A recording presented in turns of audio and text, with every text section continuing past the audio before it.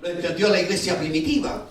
Cuando uno ve el crecimiento de la iglesia en los días antiguos, descubre que el Espíritu Santo viene sobre la iglesia en el día de Pentecostés, sobre los judíos, son llenos del Espíritu y se añaden a la iglesia 3.000 personas más.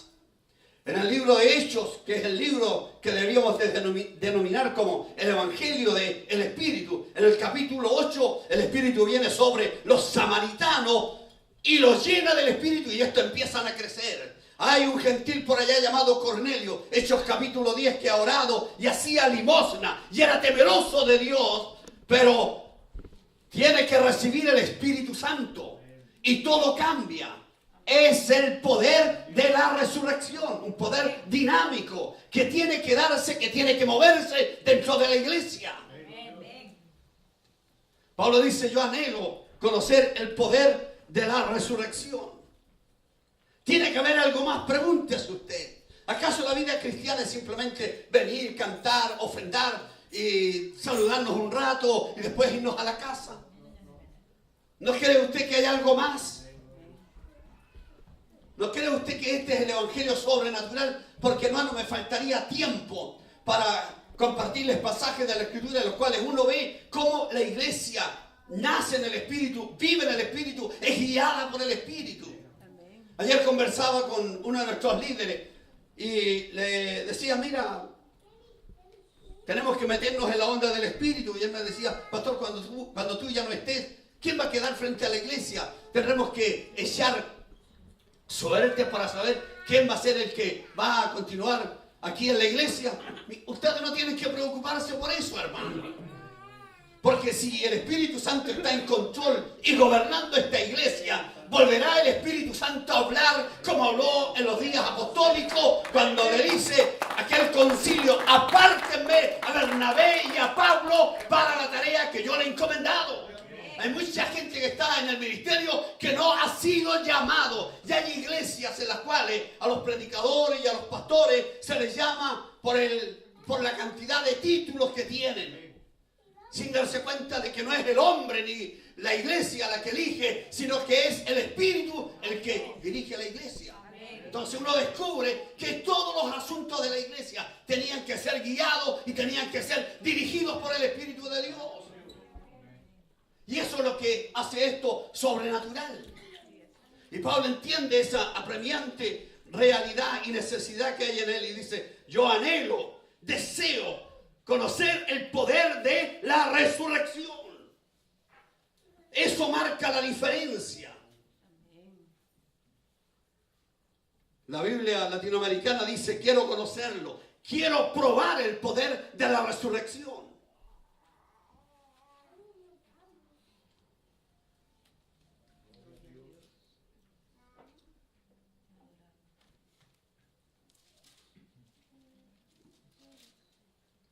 Juan dice en su evangelio, en el capítulo 20, versos 21 y 23, de la siguiente manera. Vamos a ir a la Escritura. Busquen sus Biblias porque ya vamos a descartar esto que tienen ahí las citas.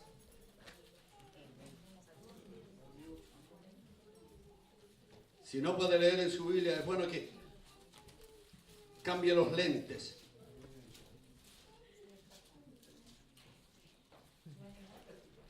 ¿Cuántos trajeron sus Biblias? Manténgala en alto. ¿Cuántos trajeron su Biblia de este lado? Quiero ver las Biblias.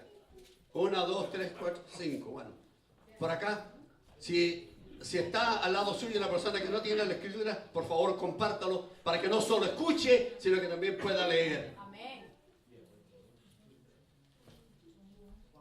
Evangelio de Juan, versos 21 y 23. O vamos a ir del Juan 20, 21.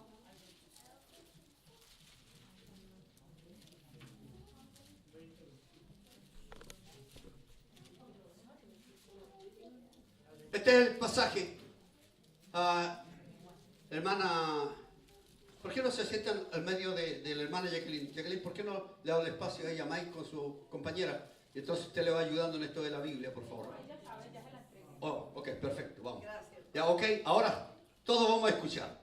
Este pasaje habla de la resurrección del Hijo de Dios, de acuerdo al Evangelio de Juan. Cuando llegó la noche de aquel mismo día, el primero de la semana, estando las puertas cerradas en el lugar donde los discípulos estaban reunidos por miedo, escuche esto, donde los discípulos estaban reunidos por miedo de los judíos, vino Jesús y puesto en medio les dijo, paz a vosotros. ¿Cuál era la condición de los judíos? Eran campeones, eran agresivos, estaban fortalecidos. ¿Qué es lo que dice la Escritura? ¿En qué condición estaban? Tenían miedo. Los discípulos tenían miedo, ¿ok? Yo quiero que mantengan esto en su mente, ¿ok? Y en un momento a otro se aparece Jesús, el que ha sido crucificado y resucitado, y lo saluda con el término Shalom, paz a vosotros. Cuando les hubo dicho esto, le mostró las manos y el costado, y los discípulos se regocijaron viendo al Señor. Entonces Jesús les dijo otra vez, paz, ¿a qué? A vosotros. Como el Padre me envió, así también yo los envío. Le da la gran comisión al Cristo resucitado. Verso 22. Y habiendo dicho esto, ¿qué hizo? Sopló y les dijo, reciban el Espíritu Santo. El apóstol Juan, que es tan amante de la simbología, dice aquí que el primer día de la semana sucedió esto extraordinario. El Hijo de Dios se aparece a la comunidad de creyentes que han sepultado sus expectativas y sus esperanzas cuando Cristo muere en la cruz, en debilidad, como dice la Escritura, pero es resucitado en poder. Entonces están todos llenos de miedo. Y el primer día de la semana viene el Señor, se le aparece, paz a vosotros, sopla sobre ellos. Cuando Él sopló sobre ellos, ¿qué sopló? El aliento de Él, si se había lavado los dientes, no se había lavado, ¿qué fue lo que sopló? Sopló aliento de vida. Surge entonces en ese momento una nueva generación, un nuevo pueblo, un nuevo hombre. Es algo tan interesante cuando uno va a las primeras páginas de la Biblia, libro de Génesis, capítulo 2, verso 7, donde nos habla de la creación. Dios ha creado un muñeco de barro, ¿estamos de acuerdo? Y ahí está tendido posiblemente Adán. ¿Qué es lo que hizo Dios? Dios sopló sobre Adán y fue entonces alma viviente, el primer Adán. Pero el primer Adán fracasó, no dio la medida, pecó y por causa de todo esto vino la maldición del pecado a la raza humana. Dios tenía que hacerse un nuevo hombre, Dios tenía que hacerse un nuevo cuerpo. ¿Me están siguiendo? Amén. Jesús engendrado por el Espíritu, para engendrar su iglesia, para engendrar al nuevo hombre, tiene también que soplar su Espíritu, resucitado. Y es por eso que se quedó después 40 días. El apóstol Pedro, cuando ve descender el Espíritu Santo sobre ellos y la gente le empieza a preguntar, ¿qué es esto? Él dice, ¿saben qué? Lo que ustedes han visto, el Espíritu de Dios que resucitó a Jesús de los muertos y también lo exaltó a la diestra del Dios Padre. El poder de la resurrección.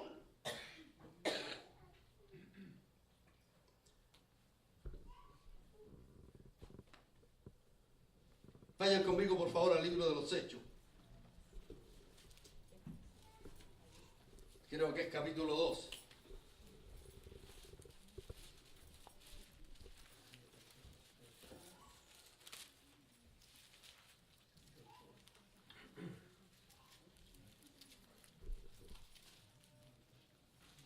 Como yo no voy a creer que esta es palabra sobrenatural. Cuando mencioné a David como profeta, alguien dirá, no, es que David era el rey. Lea el verso 29 de Hechos. ¿Okay? Sí, Hechos 2.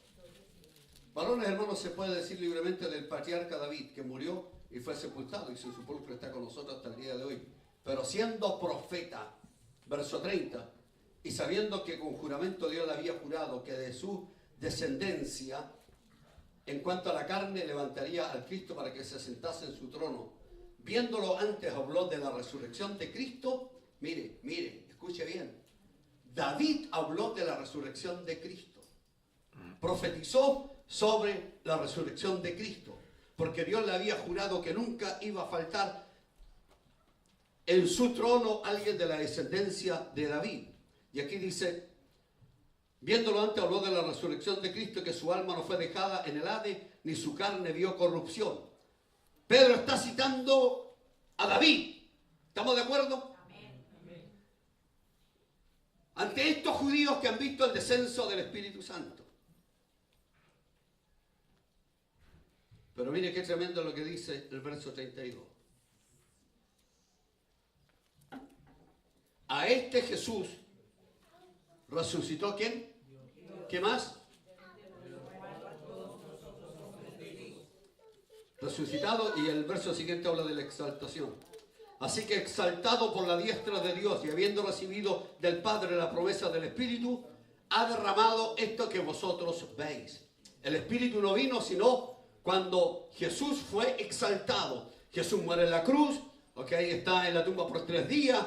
La potencia, la fuerza del Espíritu Santo lo resucita y se queda 40 días más aquí entre sus discípulos para que se convenciera que este no era un fantasma, que no era una alucinación, sino que el Jesús que había muerto era el mismo que ahora había resucitado. Y después de los 40 días entonces va a la gloria cuando es exaltado. Y Él les había hecho una promesa de que enviaría el Espíritu del Padre. Cuando Él llega al trono de Dios, entonces envía el Espíritu Santo sobre la iglesia. Hechos capítulo 2. Y fueron todos llenos del Espíritu, llenos de la potencia de Dios, llenos del poder de la resurrección. Y empezaron a hablar con denuedo la palabra. Estos que estaban escondidos en un cuarto, miedosos por los judíos, miedosos por la oposición del imperio, se convierten, como lo sabemos perfectamente bien, en hombres agresivos, en hombres valerosos. No le tienen miedo a la muerte, empiezan a predicar, los persigue el concilio, los apresan, los llevan delante de ellos y le dicen: no hablen más en el nombre de Jesús. Y Pedro le dice: es menester obedecer a Dios antes que a los hombres. Pero ¿qué ha pasado con ese evangelio, mi hermano? ¿Qué ha pasado con ese evangelio de poder? Ese evangelio de el poder de la resurrección. Ahora no quiero limitar la obra y la acción del Espíritu simplemente a manifestaciones. Las manifestaciones del Espíritu, de acuerdo a lo que dice Pablo en Corintios, son para provecho propio. ¿Qué es esa fuerza del Espíritu para, mi hermano, predicar el Evangelio con denuedo y con demostración de Espíritu y de poder? Cuando el apóstol Pablo va a Grecia, donde están los grandes filósofos, vive un traspiés extraordinario, rebaja, escuche bien, rebaja el Evangelio al nivel del filósofo. Los resultados fueron pobrísimos.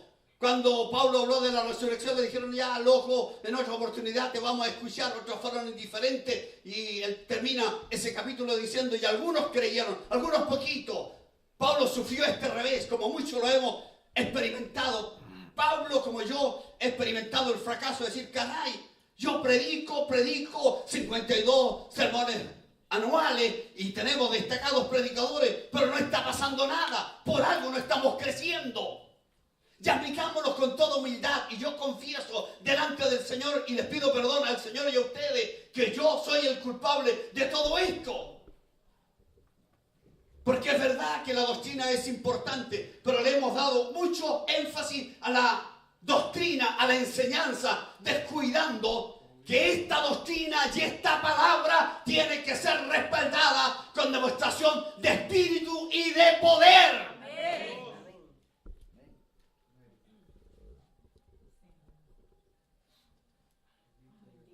Demostración de espíritu y de poder.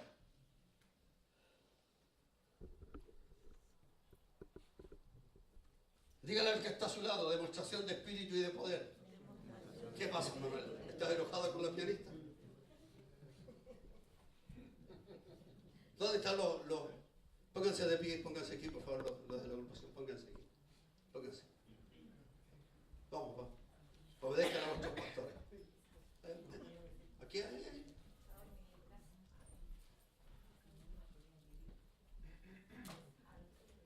Yo delante de la iglesia les quiero decir esto. Algunas veces, escuchen bien, las cosas no resultan como nosotros las hemos planificado. A mí me ha pasado muchas veces que yo preparo un sermón y me hago tremendas expectativas y digo: caray, ayuné, preparé bien el sermón, lo repetí 1.000.000 de veces. Cuando yo predique, hasta la banca van a saltar y todos se quedan dormidos. Y me voy arriba y me pongo a llorar. ¿Y qué pasó? Bueno, es la voluntad de Dios. Se bajaron un poco decepcionados porque según ellos,